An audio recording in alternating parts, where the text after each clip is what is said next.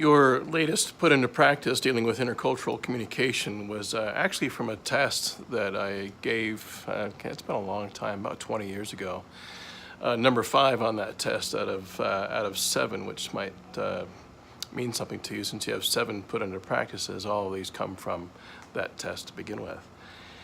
And this was in a regular class long before we were teaching anything online, and after I explained number 5, all of the test items, I had a young woman come up to me who lived in Santa Clara and never really been out of that bubble, and she said, I don't think I can do number 5. And I said, well, let's give it a shot. I can't require you to be successful with it because who knows what's going to happen. In fact, a couple of you have experienced that with this assignment.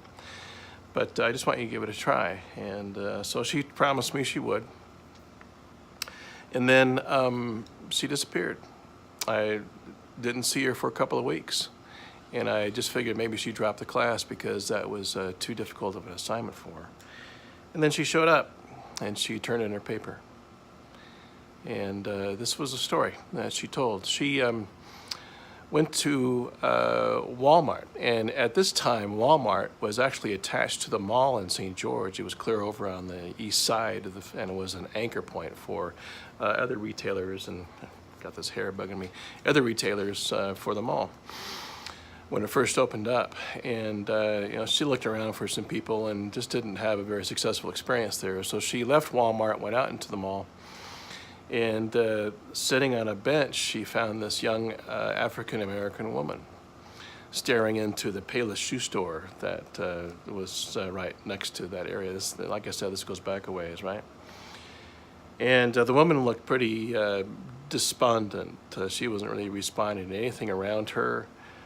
She was just kind of in a daze, just staring forward. And so the student sat down next to her and asked her if she was okay, and the woman didn't respond to her.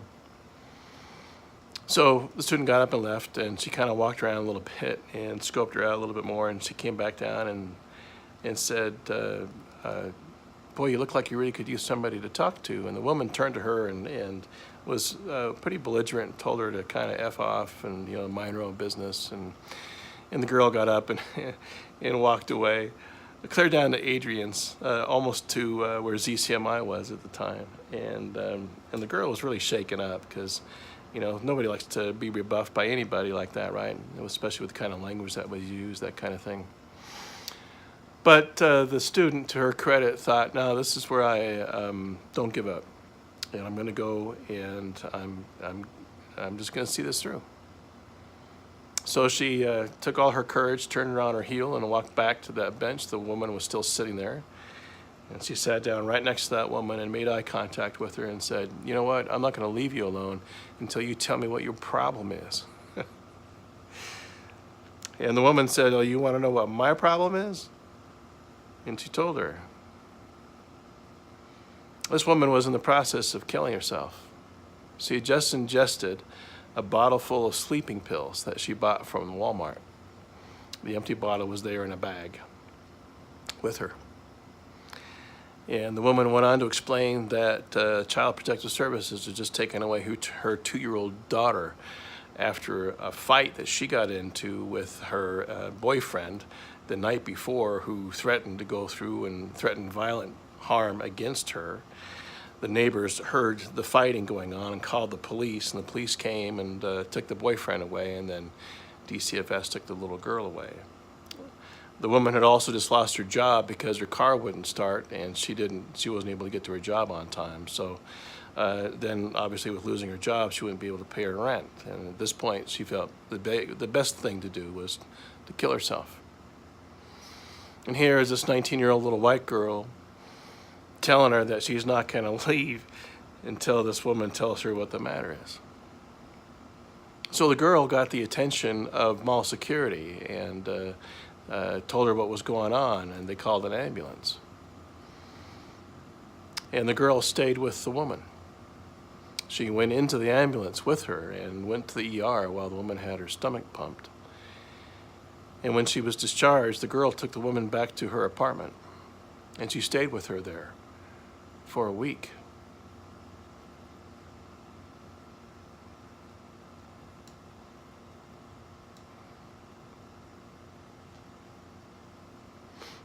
She went and got her clothing and cleaned up her house and worked on her resume for her and took her to a job interview and helped her get a job.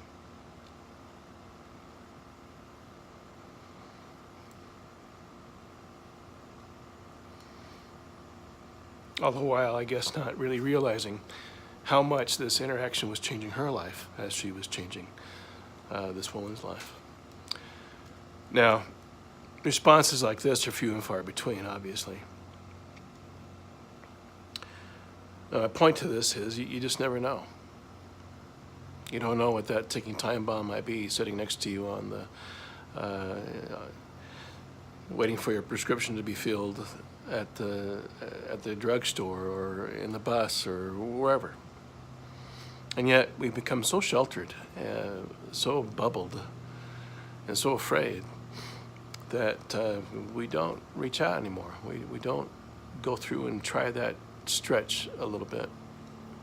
So I tell the story typically at the beginning of this assignment, and I think it kind of puts students off because they think that I'm thinking that that's what they're going to have, that kind of experience with it, and it's not, and I understand that. But it does go to show, as some of you experienced with this assignment here just this last week, that boy, it sure doesn't hurt to get beyond your own cultural boundaries, to put your prejudices aside, and step in and say something like, how you doing? What do you think of these flowers? That was kind of a real easy approach, by the way, but you'll still get credit for that. Anyway, just wanted to tell you that story. Thanks for playing.